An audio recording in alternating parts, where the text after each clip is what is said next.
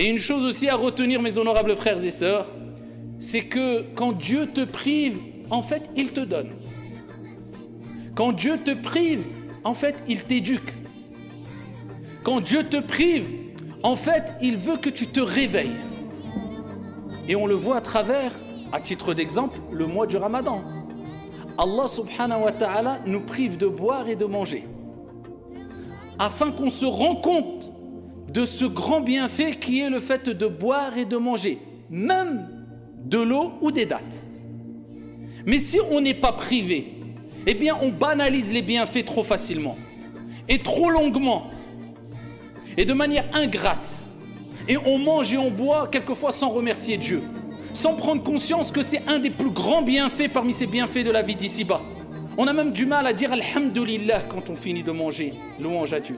Bismillah au nom de Dieu quand on commence à manger. Pourquoi? La banalisation des bienfaits. Et ça c'est un grand mal qui nous touche toutes et tous, quand on banalise les choses. En fait, quelquefois, ou quelque part on peut dire qu'on est un peu pourri gâté. Vous avez un enfant, quand on le rend pourri gâté, tout ce qu'il veut, il donne plus d'importance à ses jeux, aux cadeaux qu'on lui donne, à peine il dit merci. On est un peu pourri gâté, nous.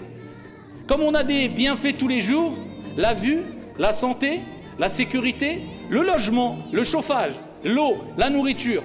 Peu d'entre nous remercient Allah comme il se doit. C'est pour cela qu'Allah Azza wa Jalla a dit وَقَلِيلٌ مِّنْ عِبَادِيَ الشَّكُورِ. Et peu de mes serviteurs seront reconnaissants. Et certains compagnons, certains pieux disaient Allahumma j'alna minal qalil. Oh Allah, fais de nous des gens qui font partie du peu, de la petite quantité. Parce que Dieu a dit peu vont être reconnaissants vis-à-vis d'Allah. Et quand Dieu te prive, eh bien c'est pour te rappeler à l'ordre, pour te dire, tu vois, tu l'avais, et tu ne donnais aucune importance, maintenant tu l'as plus. Maintenant tu vas retrouver ce que tu avais perdu. Eh bien, donne de l'importance à ce que tu avais, ce que tu as perdu et ce que tu as retrouvé. Eh bien, pareil pour le jeûne.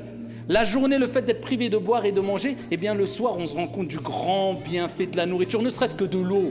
Une gorgée d'eau, qu'est-ce qu'on donnerait quelquefois pour une gorgée d'eau dans la journée? Mais on se prive par amour pour notre Seigneur. On patiente parce qu'on sait qu'après l'effort, après la difficulté, après la patience, vient la récompense et l'apaisement et la sérénité. Et c'est bien, c'est pareil pour toutes les épreuves de ta vie. Quand Dieu te prive d'un emploi, Dieu te prive d'argent, Dieu te prive d'une part de ta santé ou d'une partie de ta santé, Dieu te prive d'un membre de ta famille, c'est pour te rappeler à l'ordre et pour te dire, regarde, tu l'avais, peut-être tu n'étais pas assez reconnaissant, je veux ton bien, je te le prive mais je te le rendrai. Parce que la yukallifullahu nafsan illa wus'aha.